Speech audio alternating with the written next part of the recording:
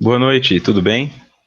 Sejam todos bem-vindos a mais uma quarta-feira de estudo da obra Triunfo Pessoal.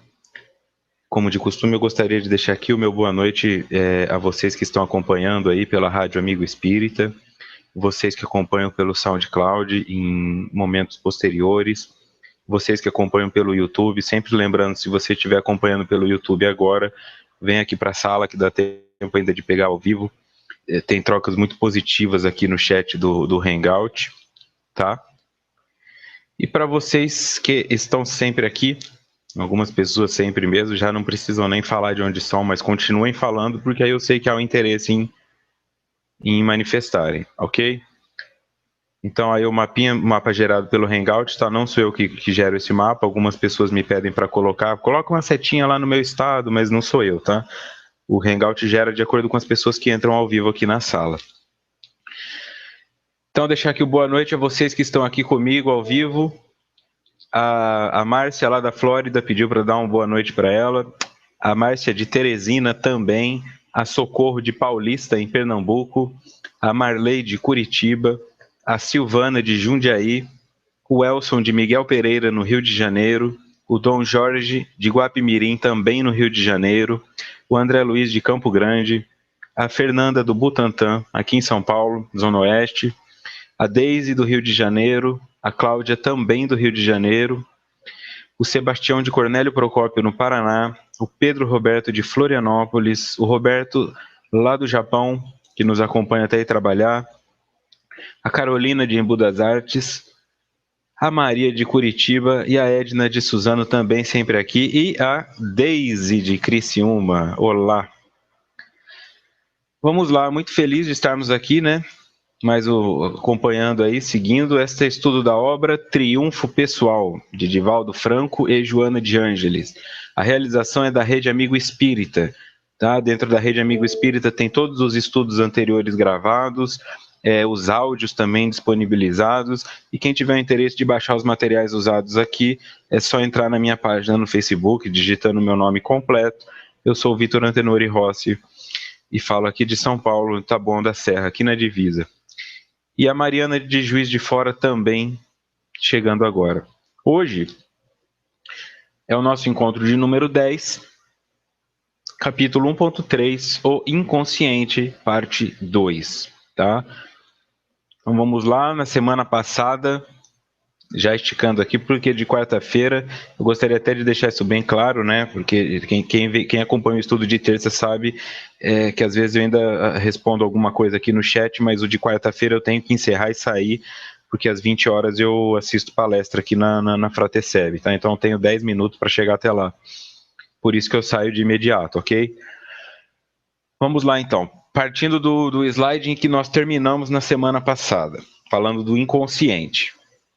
Desse inconsciente coletivo surgiriam os arquétipos primordiais, responsáveis por todos os fenômenos psicológicos, conscientes ou não, identificáveis através dos sonhos, que responderiam aos estímulos que os podem desencadear, muitas vezes surgindo como complexos, que são os grupos de conceitos portadores de significativa carga emocional. Bem lá na frente no livro, tem um subcapítulo que vai tratar dos complexos de inferioridade, tá?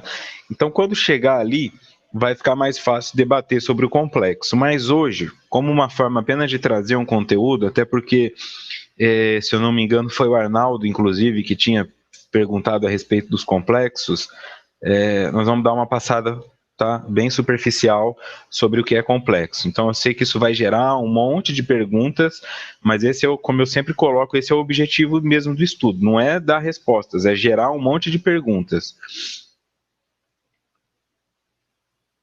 Lourdes de Santos, sejam bem-vindos.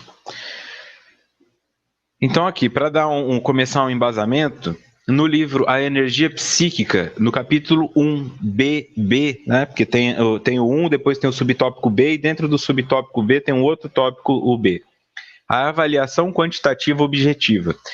Jung está falando de como avaliar o complexo, né? Como é possível avaliar o complexo.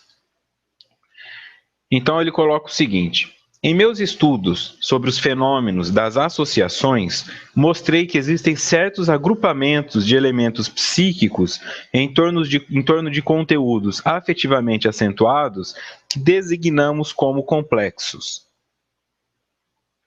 Tá, então aqui está a definição. Agrupamentos de elementos psíquicos em torno de conteúdos afetivamente acentuados. Isso é designado um complexo. Tá? Então agora eu vou voltar aqui só para que nós venhamos a ler novamente. Aqui já na Joana de Ângeles. Muitas vezes surgindo como complexos, que são os grupos de conceitos portadores de significativa carga emocional. Tá? Então ela está apenas confirmando, aqui voltando para o slide do Jung, aqui ó, elementos psíquicos em torno de conteúdos afetivamente acentuados que designamos como complexos.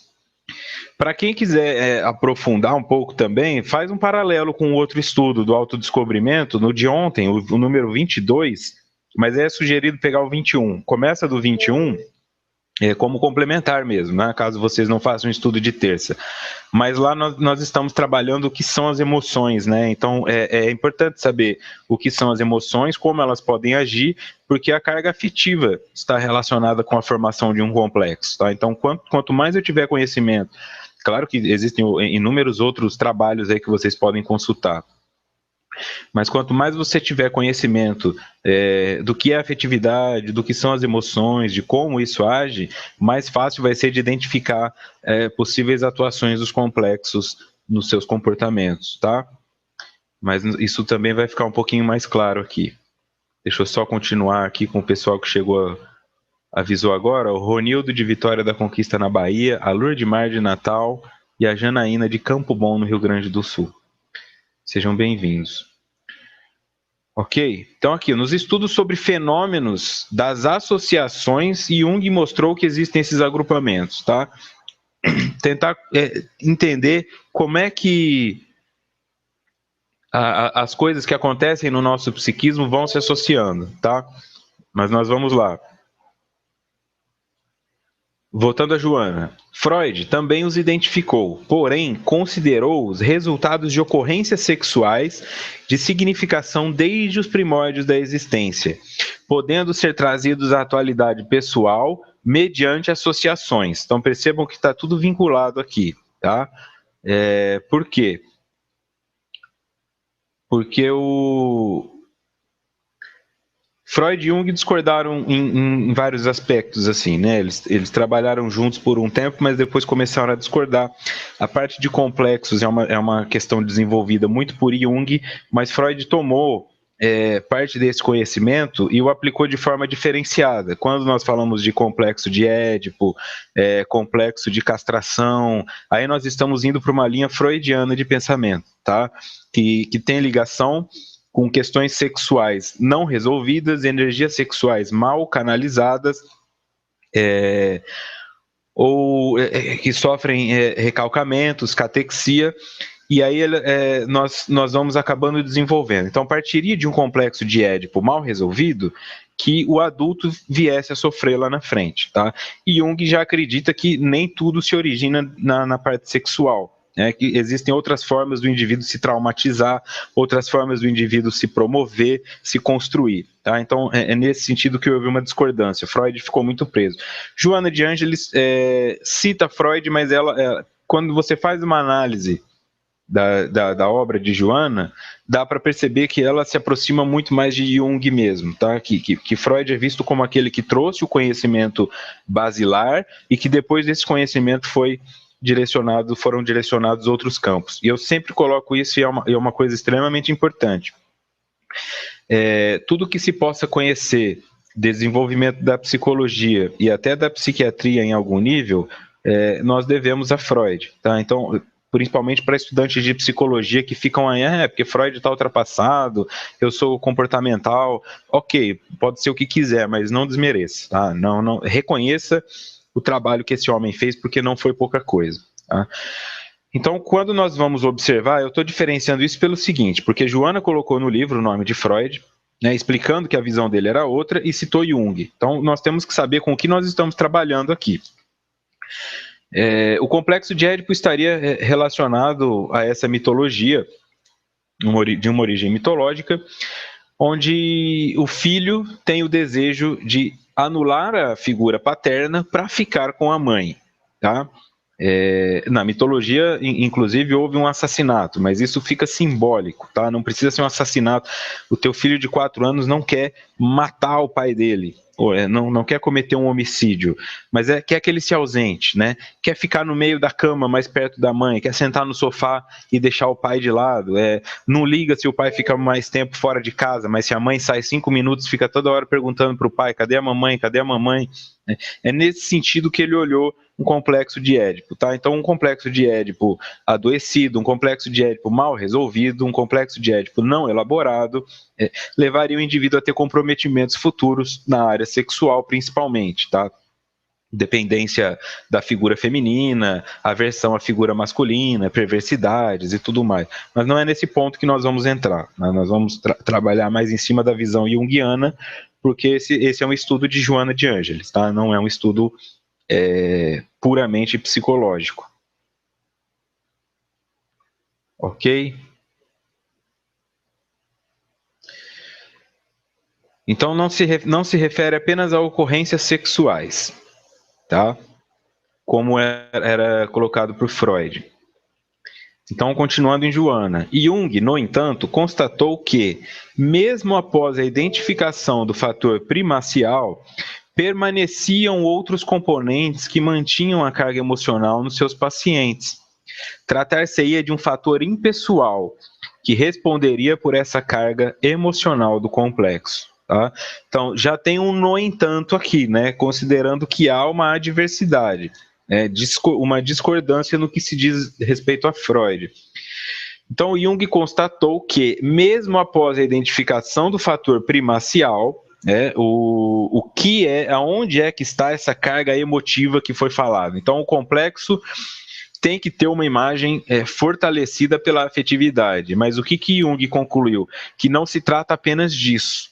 Mesmo quando eu identifico que imagem é essa, que situação é essa que ficou tão marcada, ainda existem outras atuando indiretamente, ou diretamente.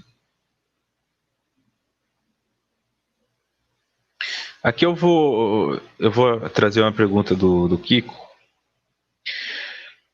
O filho disputa com o pai, mas posteriormente ele começa a imitar o pai para ganhar a atenção da mãe. Podemos considerar uma disputa instintiva? Se você ler um livro que chama Totem e Tabu, de Freud, ele relata experiências que fizeram com aborígenes de observação, e eles perceberam que a sociedade, mesmo que ela não se comunique com o outro, ou seja, isso é inato do ser humano, aqueles seres humanos que nasceram em ilhas, e eu estou falando disso de séculos atrás, tá? Não estou falando de algo recente. Estes seres humanos que viviam em ilhas, aborígenes mesmo, eles repetiam comportamentos uns dos outros sem terem se conhecido. O que explica o inconsciente coletivo também, mas Freud não entendia o inconsciente coletivo, isso é junguiano. Então, o que eles perceberam? Que, de alguma forma, aqueles seres humanos se agrupavam, definiam uma imagem como sagrada, matavam essa imagem, se arrependiam por tê-la matada e uma vez por ano celebravam aquilo que foi morto. E isso era o totem. Então, se aquela tribo tinha a sucuri como o ser sagrado, aconteceu em algum ponto deles matarem aquela sucuri. O arrependimento e a culpa os levava a transformar aquilo no totem psíquico, como uma representação psíquica. Então, uma vez por ano, eles faziam um ritual onde eles se banhavam no sangue daquela sucuri. Tá? Isso poderia ser com uma onça, poderia ser com o que fosse, que é muito próximo do que nós fizemos com a imagem de Jesus Cristo. Tá? Mata Jesus Cristo e depois fica lá na igreja falando que o sangue de Jesus tem poder, derrama o teu sangue sobre mim. Isso é uma construção arquetípica do ser humano. Tá? Ele vai nessa direção mesmo que ninguém o ensine. E aí, observando primatas, perceberam que os chimpanzés, depois que eles ficavam adolescentes, eles matavam o pai. Então tinha o macho alfa, as crianças nasciam, quando os machos chegavam na adolescência, eles se uniam, atacavam o macho alfa, matavam o pai, né, o líder do bando, para ficarem com o poder do bando, que seria uma representação do complexo de Édipo, né, mas eu estou falando de primatas, tá? E eles percebiam que aqueles adolescentes não davam conta de manter o grupo, e o grupo acabava se afastando e se dividia em vários outros grupos, porque as fêmeas iam se dispersando. Tá? Então, muitas vezes acontece isso, né? A criança quer afastar, eliminar a imagem do pai, e quando ela consegue, ela descobre que, na verdade, aquele pai nutria ela em coisas que ela não percebia, e aí pode haver um sentimento de culpa, pode levar a ideação suicida, pode levar a depressões. Então, é instintivo, né? Porque é arquetípico. Então, respondendo a sua pergunta, é muito automático esse mecanismo, é muito difícil que isso não aconteça, né? Que a menina não se identifique com o pai e que o menino não se identifique com a mãe, pelo menos nas idades mais iniciais. Ok, então, tratar-se-ia de um fator impessoal que responderia por essa carga emocional do complexo, que seriam outros componentes que mantinham a carga emocional nos seus pacientes. Quer dizer, não se trata só daquilo que aconteceu, do evento em si. E aí, continuando no livro de Jung, nota do expositor,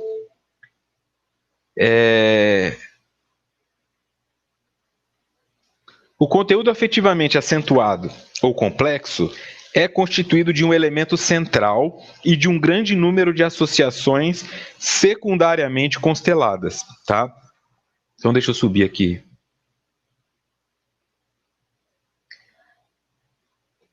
A Silvana perguntou: o complexo faz parte do consciente e do inconsciente? O complexo pode ser consciente, né? Mas quando nós pensamos naquela imagem, aquela imagem que eu usei anteriormente, que tem o círculo do Anthony Stevens, tá? Que tem o círculo que começa no self e vai até o ego,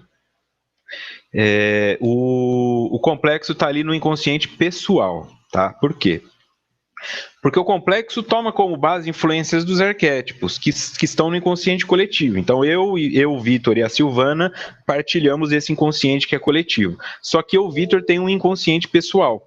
Certas coisas aconteceram comigo e não aconteceram com você, ou aconteceram também com você, mas você as enxergou e significou elas de outra forma. Tá?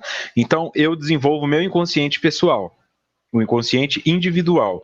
Dentro desse inconsciente individual, de acordo com a informação que eu der para essa situação, que tem uma carga emocional afetiva, uma surra que eu tomei, uma humilhação, uma privação, ou uma conquista muito grande, alguma coisa que tem um movimento afetivo, uma carga emocional forte, aí eu vou desenvolver um complexo, tá? Então, o complexo ele se refere ao inconsciente pessoal, mas é influenciado pelo arquétipo que está no inconsciente coletivo. E pode tornar-se consciente. Eu posso tornar-me consciente do complexo que me movimenta sem que eu seja capaz de modificá-lo de imediato. Tá? É aquela coisa que, quando dizem assim, se nós formos pensar na parte fisiológica, você está com uma dor muito grande nas costas, mas você não sabe o que é. Aí você faz uns exames e descobre que está com um cálculo renal. Saber que você tem pedras nos rins não vai fazer essas pedras desaparecerem. Então, tornar-se consciente da doença não vai curá-la, né? Mas permite que você comece a procurar meios assertivos para curá-la. Da mesma forma, é um complexo. Tá? Então o que me movimenta é um complexo de superioridade. Eu sei disso, mas não significa que amanhã eu vou me tornar humilde. Né? Se for um complexo de inferioridade, um complexo de qualquer ordem, tá? Eu vou me tornando sempre... o olhar tem sempre que voltar para o inconsciente pessoal, tá?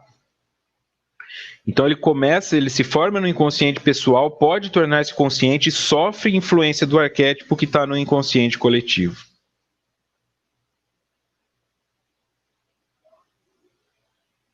O Lucy fez uma pergunta, mas eu queria que você desse uma elaborada, porque eu não entendi essa parte do marido. Tá. Aqui, entendi.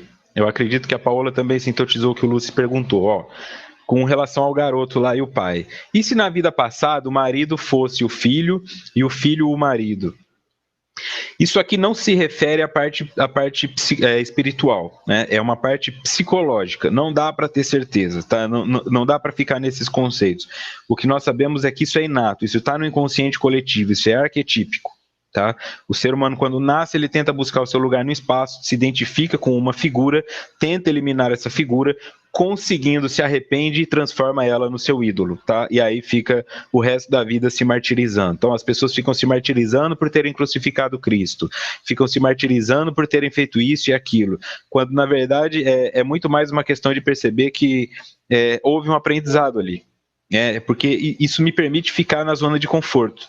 Quando eu mato Cristo, quando eu mato meu pai, eu não preciso assumir o lugar dele, por isso que eu o transformo num ídolo.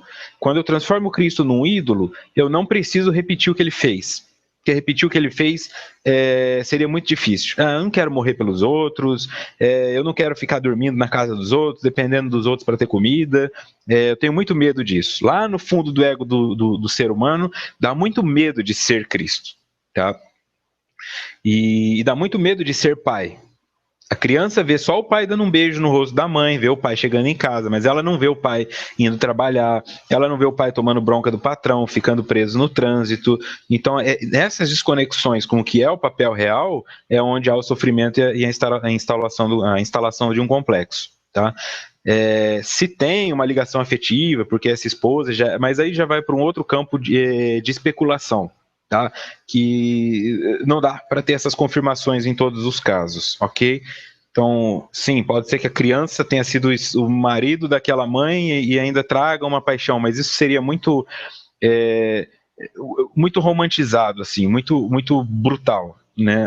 A nossa intenção é muito mais trazer para a questão psicológica, dessas identificações, da percepção dos papéis, da criação das personas, da identificação do ego, que isso é muito mais fácil de ser percebido e comprovado do que uma especulação espiritual, que fortaleceria isso com certeza.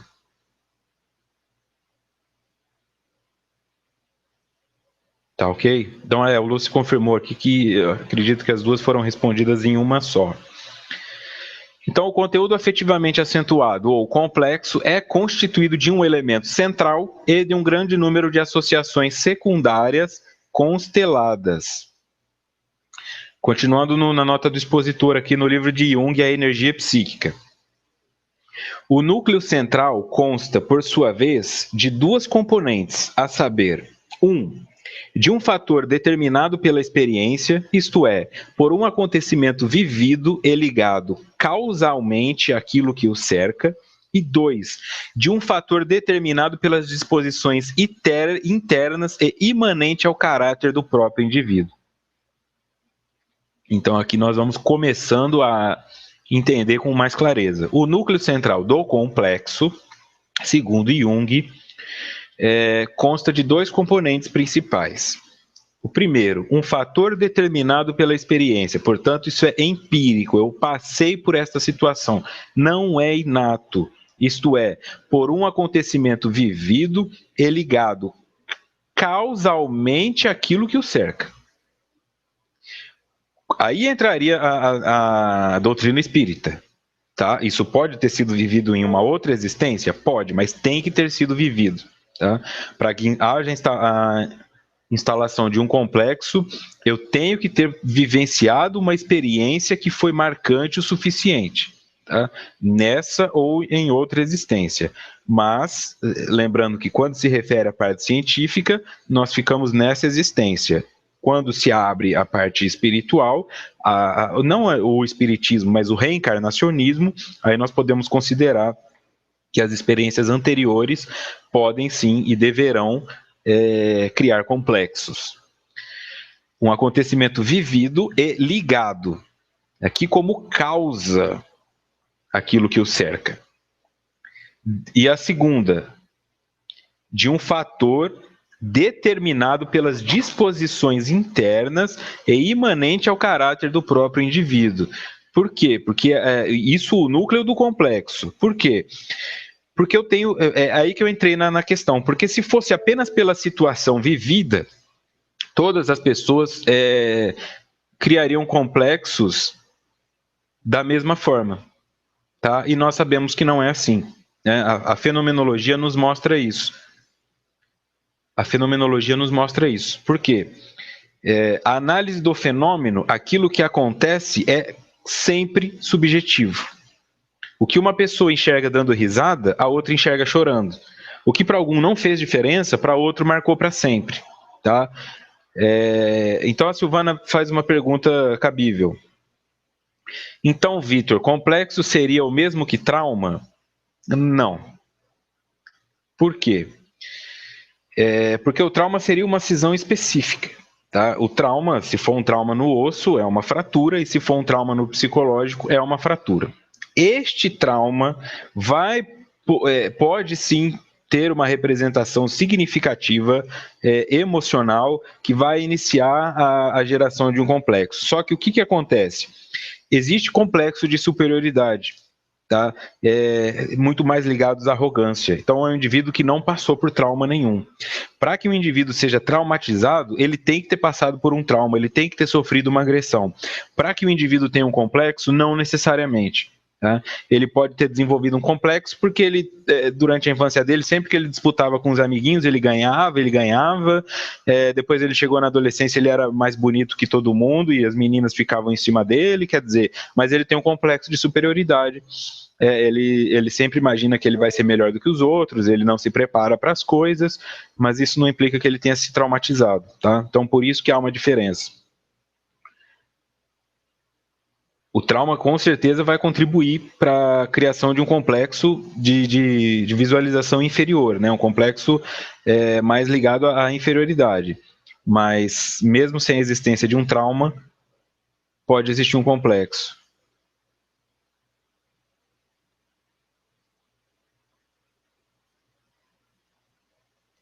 Ok? Então, aqui, ó.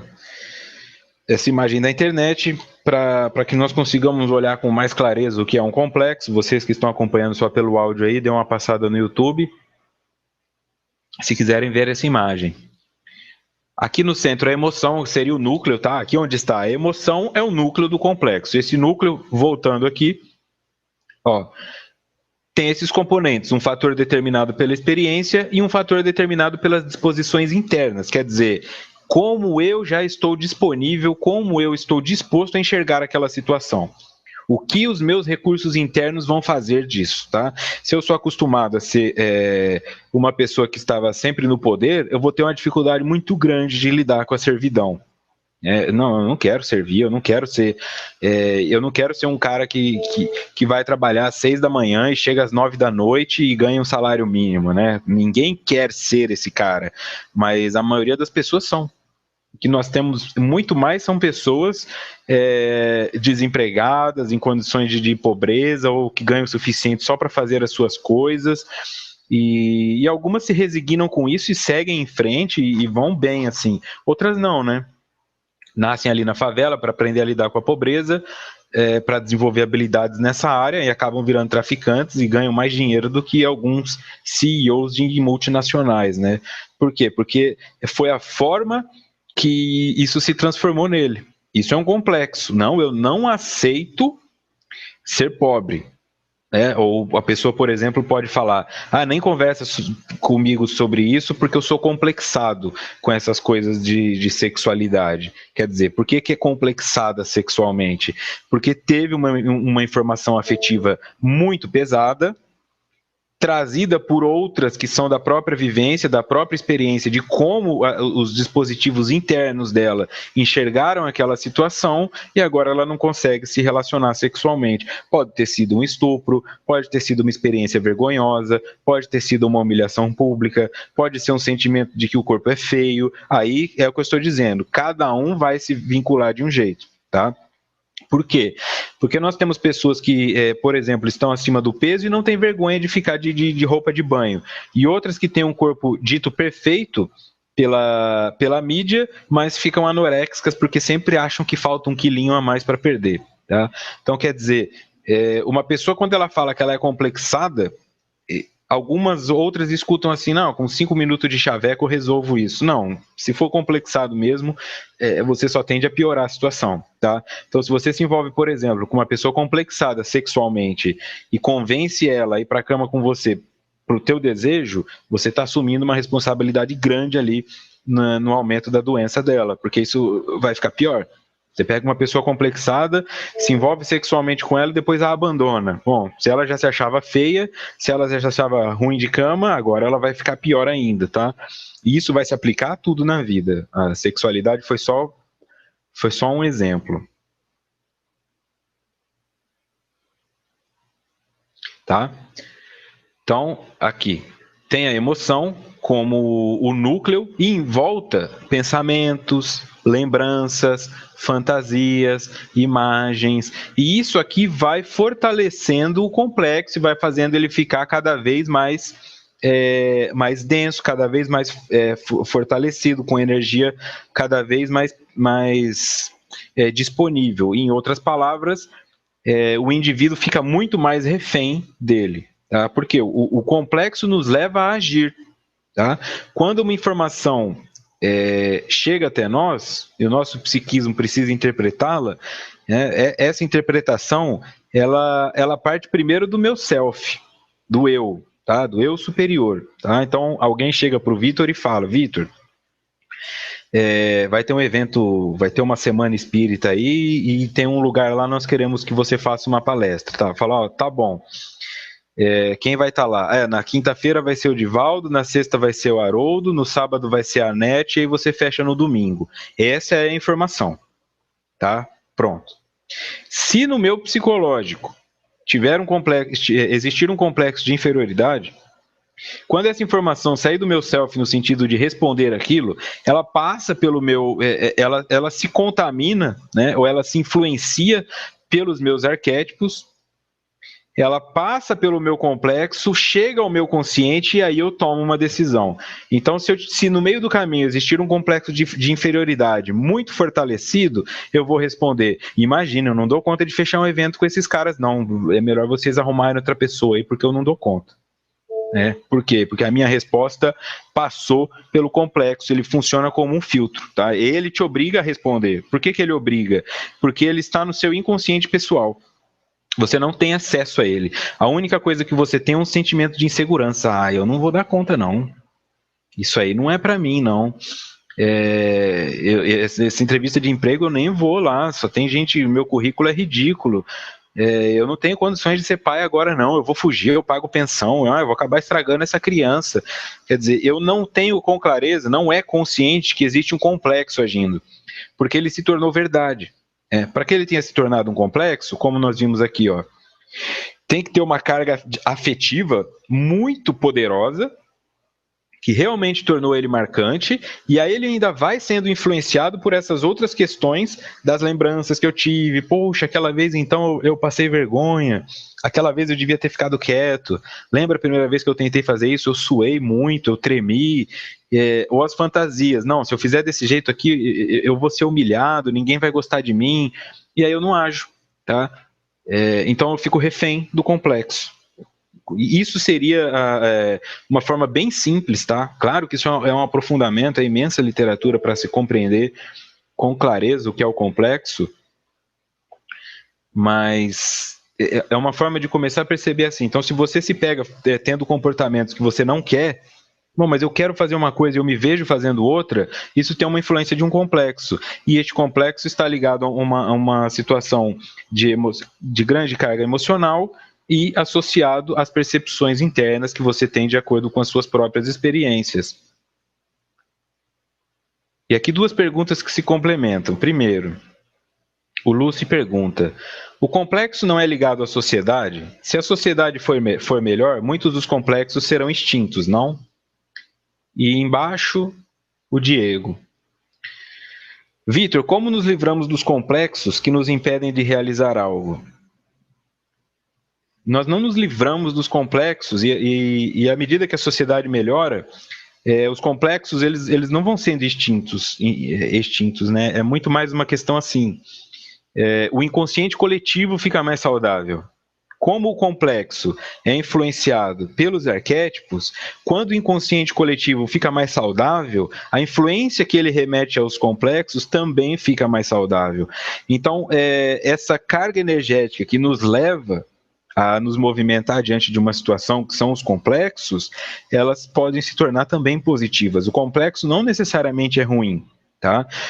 Imagine que de tanto passar por uma experiência, você foi criando coragem, coragem, coragem, e agora você não tem medo de nada, mas você respeita as coisas, né? Não é que você fala sim para tudo e já mergulha de cabeça, mas você, antes de falar um não para alguma coisa, avalia uma situação. Aí você está se comunicando muito mais.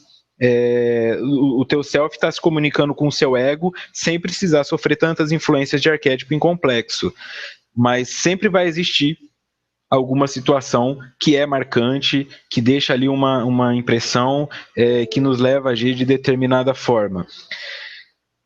Então, como seria essa ressignificação arquetípica para que o inconsciente coletivo se torne mais saudável? Quando nós pararmos de enxergar que mulher é diferente de homem, que negro é diferente de branco, que criança não sabe nada e que idoso sabe tudo, quando isso tudo se desconstruir e houver um respeito pela hierarquia que cada um construiu, aí sim nós vamos ter um arquétipo muito mais saudável. A criança já vai ter no inconsciente coletivo respeito com o idoso. O idoso já vai ter no inconsciente coletivo um afeto de cuidar da criança. Porque o que acontece hoje? O baixo desenvolvimento emocional dos seres humanos faz aquele avô de 70 anos ter ciúme do filho que acabou de nascer, do bisneto que acabou de nascer. Por quê? Eu era o centro das atenções aqui com as minhas doenças, agora que esse neném nasceu, ninguém olha para mim. E isso acontece. Marido com ciúme da esposa, irmão mais velho com ciúme do irmãozinho, vizinho que fica nervoso porque o bebê está chorando. Nós ainda temos uma sociedade bem primitiva nesse sentido. Um outro ponto que dá para enxergar isso com clareza. A mulher vai apresentar o esposo dela. Esse aqui é meu marido. Vamos pegar aqui o Marcos Sanches. Esse aqui é o Marcos Sanches, é meu marido. Aí o Marcos Sanches vai aproveitar, vai apresentar a esposa dele, que chama Selma. Essa aqui é a Selma, minha mulher. Quer dizer, quando um homem vai se referir à esposa, ele pode dizer que ela é mulher dele, mas dificilmente você vai ouvir uma mulher falando, esse aqui é meu homem.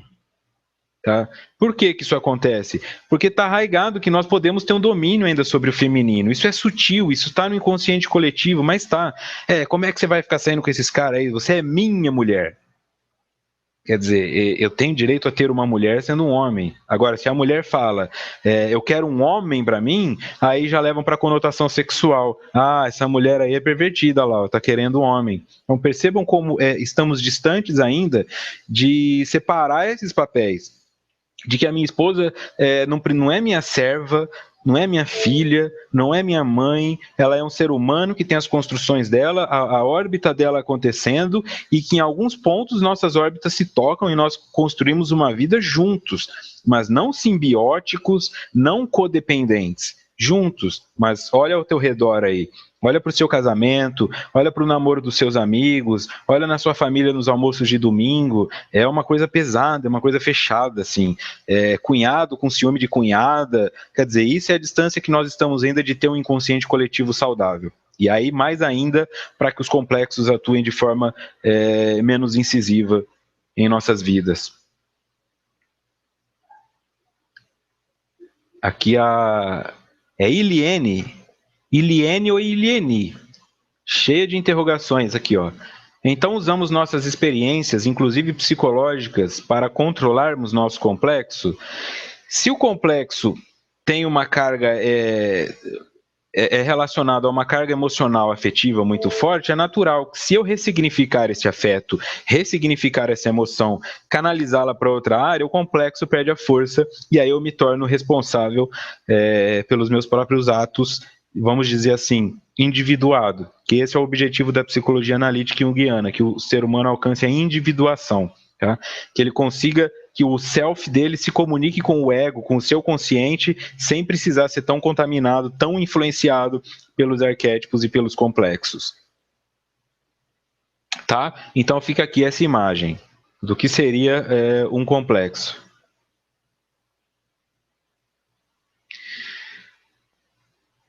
Continuando na nota do expositor no livro de Jung, A Energia Psíquica.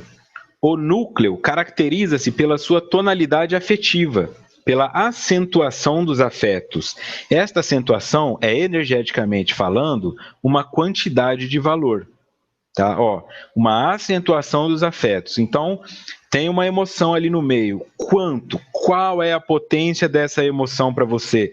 Quanto doeu tua mãe te esquecer de te buscar na escola quando você era criança? Quanto doeu o teu irmãozinho te bater com um cabo de vassoura na hora que ninguém estava vendo? Quanto doeu o teu tio mexer nas suas partes íntimas quando ele estava cuidando de você? É aí que vai começar a delimitar a força do núcleo deste complexo. Continuando em Jung. Vou só parar aqui. O Luiz Gustavo disse que já... Luiz Otávio, né? Perdão, Luiz Otávio. Perguntou se somos egoístas por natureza. Nós não somos egoístas por natureza, mas nós nascemos narcisistas, né? O bebê, ele só enxerga o mundo dele, tanto que se a mãe tapa o olho, ele não vê mais ela destapa, ele vê, né? E os pais ficam brincando disso.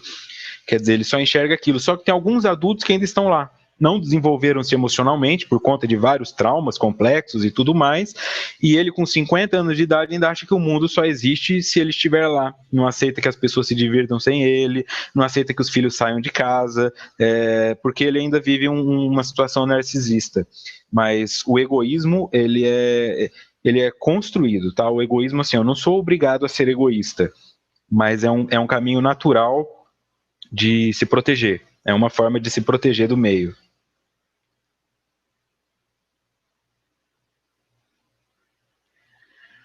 Tá, então é isso aí, ó.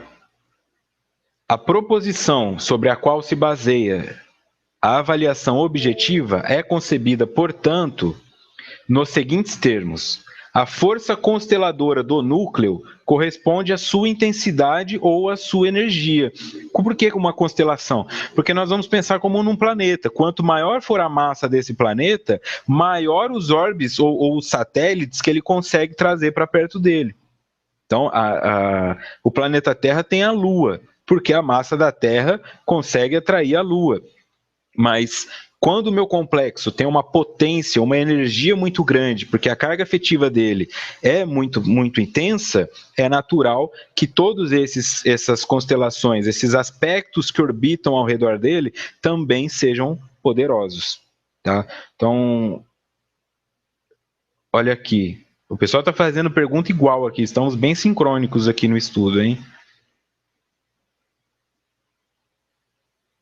Voltando só nessa imagem. Então imagine aqui, quanto maior for este círculo que representa a emoção, maior serão os círculos que ele vai ser capaz de atrair. Tá? Então, se a emoção é muito grande, ela vai gerar mais lembranças, ela vai gerar mais fantasias, ela vai gerar mais imagens. Né? Uma pessoa que foi abusada sexualmente por vários anos por um parente, ela vai ter um monte de lembranças disso, ela vai ter um monte de fantasias com relação a isso. Então, quanto maior for a carga emocional, maior a potência deste núcleo de atrair os outros aspectos já citados aqui. E aqui mais uma pergunta, essa da minha mãe que chegou aqui, eu não tinha nem visto, hein? Ó. Dona Celeste Antenori. Uma forma de se proteger do meio não é o amor próprio? O amor próprio não é uma forma de se proteger do meio. O amor próprio é a cura. Por quê? Porque o amor próprio, ele implicaria que eu estaria cheio de amor próprio. Estando cheio de amor próprio, a única coisa que eu consigo dar é amor. Então, não tem como. Um indivíduo pleno de amor próprio, eu só posso dar o que eu tenho. Se eu estiver cheio de amor próprio, qualquer um dos meus atos serão atos amorosos. Né? Eu não vou ser egoísta, eu não vou exigir que as pessoas me deem em troca, porque eu sou amor puro. Né? A chave realmente é o amor próprio. O amor próprio é a chave para a resolução de qualquer problema.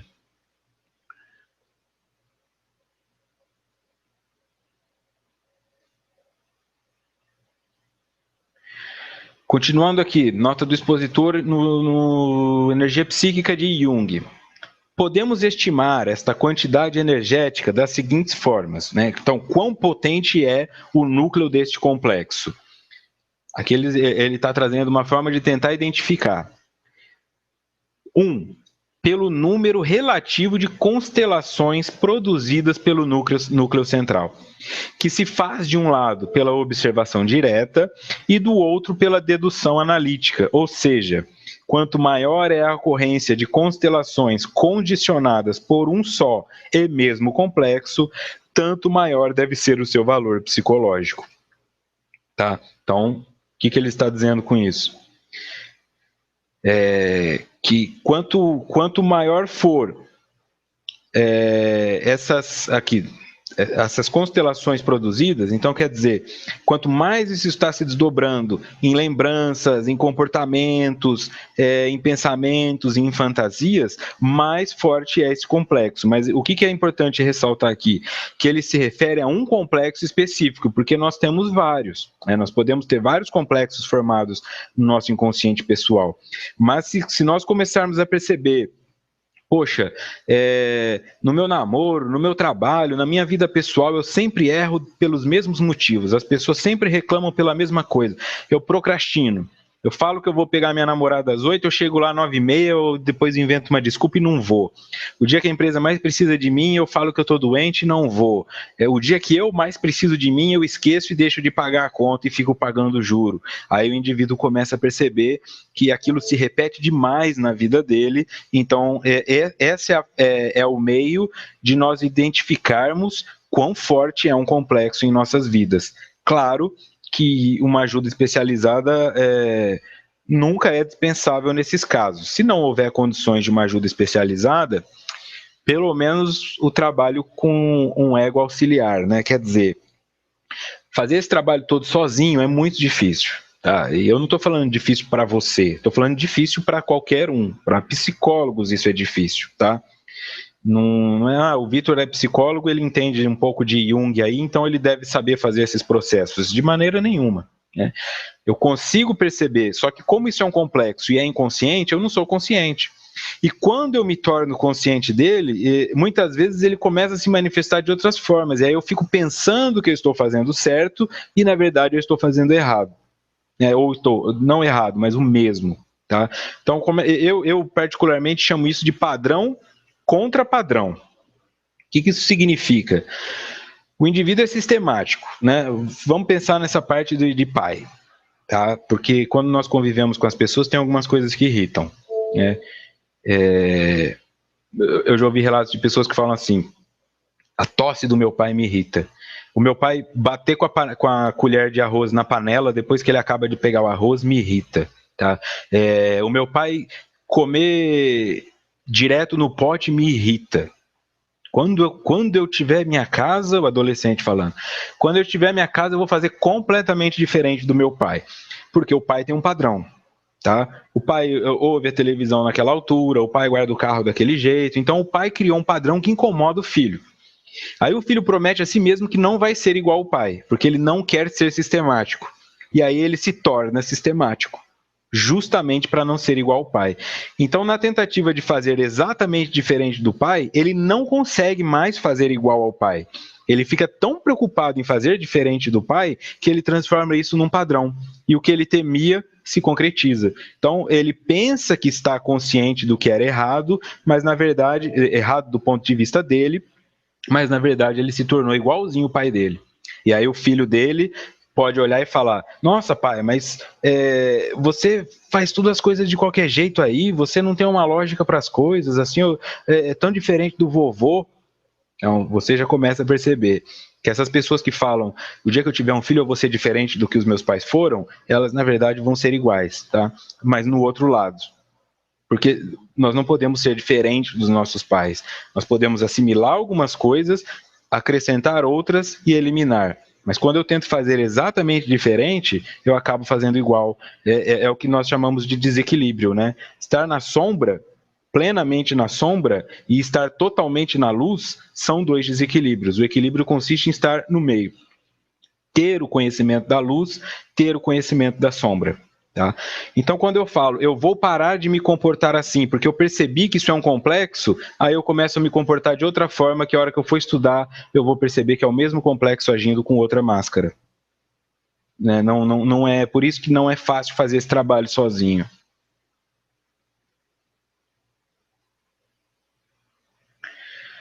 Tá, então eu começo a perceber, eu vou voltar ali porque eu quero que isso fique bem fixado, né? Ó, fantasias, imagens, pensamentos e lembranças.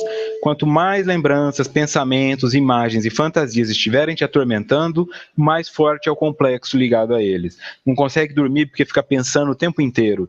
Cria expectativas imensas em cima das coisas fantasiosas, fica com aquelas imagens voltando toda vez na sua mente. Poxa, aquela vez que o meu marido me traiu, aquela vez que o meu filho caiu porque eu não tomei conta direito dele.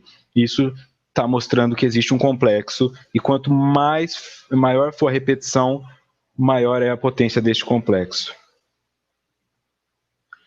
E 2, pela frequência e intensidade mais ou menos acentuadas dos chamados indícios de perturbações ou de complexos. Freud descreveu grande parte desses fenômenos, como, por exemplo, os erros de linguagem, os lapsos de escrita, de memória, mal entendidos e outros atos sintomáticos. Acrescentem-se ainda os automatismos por mim descritos, como sejam as fugas de ideias, as fascinações e o falar desproposital. Então, aqui Jung trazendo Freud e trazendo a si mesmo. Tá? Frequência e intensidade mais ou menos acentuadas dos chamados indícios de perturbações ou de complexos. Freud trazia esses. Ó, se você percebe que está tendo muito erro de linguagem, que está tendo lapsos de escrita, de memória, mal entendido, e mal entendidos, assim, não compreende direito o que falam, sempre entende de outra forma, as pessoas falam, não, mas você leva tudo ao pé da letra, a pessoa estava te elogiando e você está se fazendo de vítima. Acrescentando a isso, fuga das ideias, fascinações e falar desproposital, que seria um ato falho, né? Você fala, nossa, não era para eu ter falado isso? Isso são atuações do complexo, tá? Que nos ajudam a enxergar a sua potência. A Ana Carolina pergunta, e como faz para se sair desse ciclo de pular de um complexo para outro?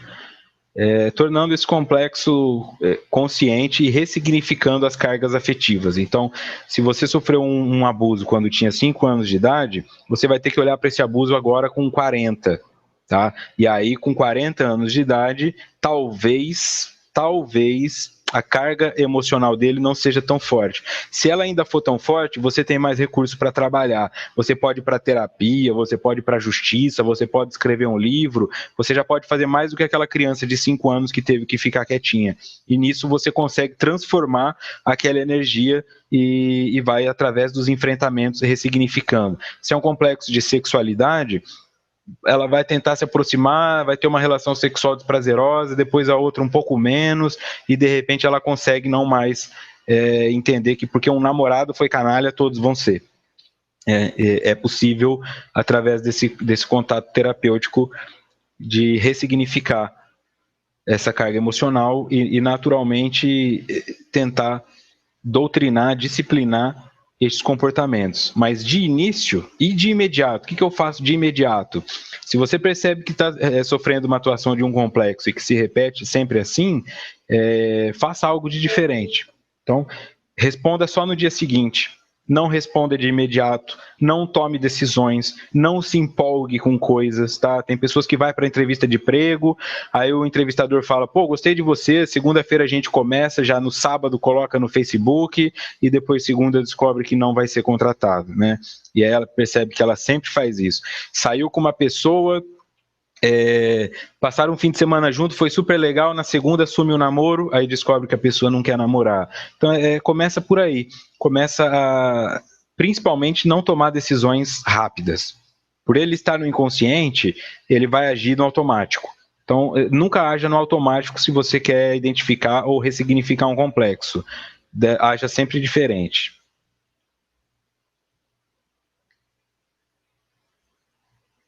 A terapia é a chave para tudo, né? A terapia ajuda o Lúcio está perguntando, ajuda.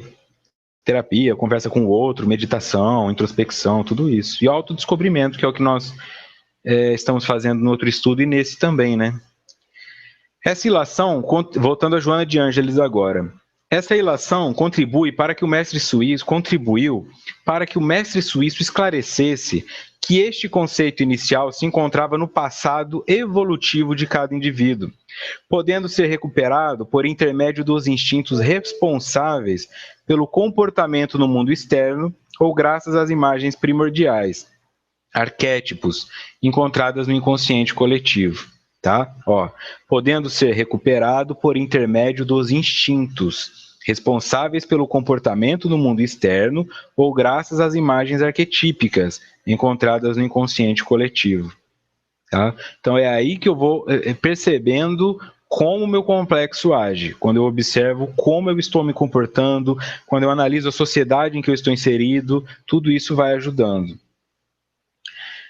Embora reconheçamos a oportuna tese como de valor incontestável, pensamos que esse inconsciente coletivo corresponde às experiências vivenciadas por cada indivíduo no processo da evolução, passando pelas etapas reencarnacionistas, nas quais transitou nas diversas fases do desenvolvimento antropossociopsicológico de si mesmo.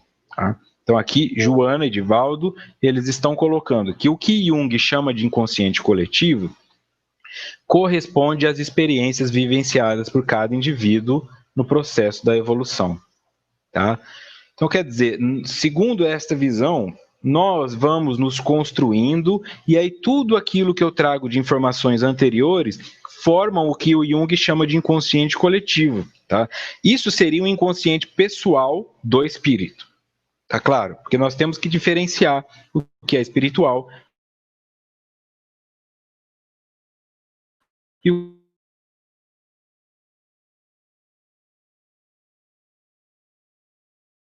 pode adentrar os espalhar que o inconsciente coletivo existe na visão psicológica e que Joana de Ângeles e Divaldo enxergam isso como a teia de todas as experiências que nós tivemos. Tá? Seria um inconsciente pessoal, mas do espírito, não do Vitor. Então aí sim, por isso que eu explicaria os arquétipos, porque que às vezes eu sou machista, ou eu sou feminista, ou eu não gosto de pessoas de determinada raça, ou eu não gosto de pessoas que são muito magras, ou eu não gosto, enfim. Cada um vai encontrar alguma coisa onde não gosta. E isso não necessariamente precisa ser o outro. Tá? Talvez o indivíduo não goste de pessoas obesas porque ele morreu de obesidade, não quer aquilo de novo para ele. Então tudo isso aí precisa ser levado, trazido, na verdade, por aqui agora, pela fala, pelo diálogo, né? Pela catarse.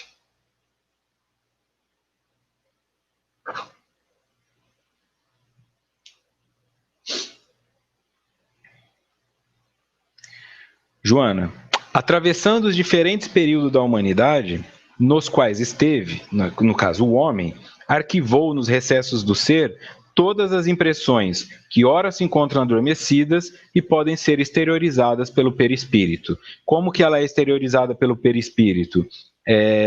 Nestes atos falhos, nas somatizações de doenças, são informações que estão ali adormecidas. Pô, Vitor, mas eu nunca fumei um cigarro e eu tô aqui com um câncer de pulmão. Exatamente. Agora está sendo liberada uma informação que estava no seu inconsciente espiritual e agora está se tornando consciente para que você lide com ela da melhor forma possível. Então, impressões que se encontram adormecidas, impressões mesmo, foi impresso. Tá? Como numa folha de papel em branco, aquilo está impresso. Não confunda impressão com assim, sensação, é impressão. Ora se encontram adormecidas e podem ser exteriorizadas pelo perispírito de acordo com a necessidade desse ser. Tá?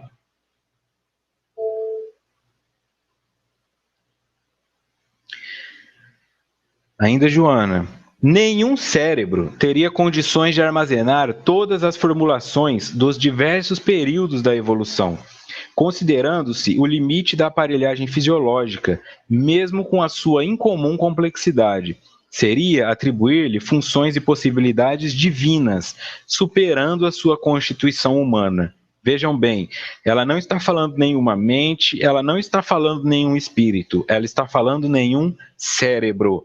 Mesmo sendo uma aparelhagem fisiológica com uma complexidade incomum, quer dizer, algo extremamente potente, algo extremamente importante, Nenhum cérebro tem condições de armazenar todas essas formulações, por isso que nós temos esse esquecimento. O esquecimento está muito mais relacionado também à impotência diante disso do cérebro, além das necessidades espirituais de cada um, tá? Mas o cérebro por si só, mesmo que nós pudéssemos lembrar de todas as coisas, o cérebro não seria capaz de trazer todos esses detalhes, mas o registro espiritual sim é possível, tá? Mas como encarnado não.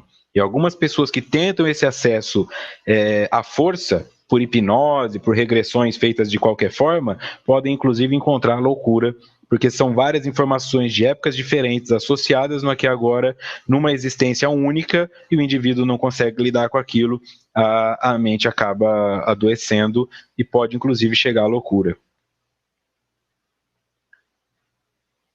E aqui para encerrar, eu trouxe um texto do Emmanuel, de Francisco Cândido Xavier e de Emmanuel, no livro Família, tá? No capítulo A Lição do Esquecimento.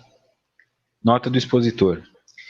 Não fosse o dom do esquecimento que envolve o berço terrestre, o ódio viveria eternizado, transformando a terra em purgatório angustioso e terrível, onde nada mais faríamos que chorar e lamentar, acusar e gemer. De existência a existência, o Senhor vela-nos caridosamente a memória, a fim de que saibamos metamorfosear espinhos em flores e aversões em laços divinos. Tá? Então, para nós encerrarmos hoje, não fosse o dom do esquecimento, Emmanuel falando, através de Chico Xavier, não fosse o dom do esquecimento, que envolve o berço terrestre, portanto, isso é o berço terrestre, o ódio viveria eternizado, transformando a terra em purgatório angustioso e terrível, onde nada mais faríamos que chorar e lamentar, acusar e gemer. Por quê? Quando nós olhamos para trás, nós ficamos abismados com o que as pessoas faziam nas cruzadas, no nazismo, nas inquisições de forma geral. Nossa, que absurdo, o que fizeram na época de Cristo. Crucificaram Cristo, mas tinha um monte de cara crucificado. E se Cristo foi crucificado injustamente, deve ter tido um monte que também foi crucificado injustamente, né? Agora, se nós pudéssemos lembrar disso, nós nunca nos perdoaríamos, porque eu já nasço sabendo que foi você que me matou. Eu não tenho como te amar, sinto muito, amigo, eu quero te matar de novo. Por isso o mundo só ia ter ódio. Então, o esquecimento se torna um dom para que nós consigamos relevar momentaneamente o que o outro fez, para que com essa neutralidade sejamos capazes de enxergar alguma coisa positiva naquele indivíduo que até então era só negativo. Então, aquele assassino, de repente eu percebo que nele tem um cara que me ajudou a hora que eu precisava, tem um bom pai, tem um bom amigo, e aí nós vamos reciclando essa energia, essa egrégora terrestre, e o bem começa a fazer morada. De existência em existência, o Senhor vela-nos caridosamente a memória, ou seja, isso é uma caridade para nós e não uma punição, a fim de que saibamos metamorfosear espinhos em flores e aversões em laços divinos, como foi colocado aqui, tá? Então isso é uma caridade, exatamente como a Fênix colocou. Se ressignificar esses complexos, principalmente o de culpa, já é difícil, imagina se nós lembrássemos de tudo, tá? Então não é uma punição, não é uma sacanagem, é uma caridade para que nós tenhamos uma chance de enxergar algo de positivo naquilo que ficou afetivamente, ou seja, como um núcleo de complexo negativo. Então eu não enxergo o outro nem a mim mesmo só como o assassino, só como o ególatra que eu fui. Eu sou capaz de começar a enxergar coisas novas e nisso eu vou ressignificando estes arquétipos e estes complexos que têm uma atuação de várias vidas, não apenas desta. Ok? Então semana que vem continuamos, tá? No capítulo 1.3, o inconsciente, parte 3. E aí na semana de agosto, tá? Posterior a essa, não haverá o estudo. Será uma semana de folga aí, em razão da semana de ser a semana do meu aniversário. Mas na semana que vem ainda estaremos aqui, ok? Então, mais uma vez, eu agradeço a todos pela participação, a todos vocês que estão aí na rádio, no SoundCloud, no YouTube, aos amigos da Rede Amigo Espírita. e ao José Aparecido, através da Rede Amigo Espírita, por ceder esse espaço, confiar no trabalho, que possamos então continuar firmes aí, ok? Eu sei que fica faltando muita coisa, mas esse é o objetivo do estudo mesmo, trazer a instigação, promover o desejo de buscar e que cada um vá se encontrando aí de acordo com o estágio evolutivo em que se encontra, sem pressa, sem se cobrar, baseado nos outros, ok? Então, nos vemos semana que vem. Uma ótima noite a todos.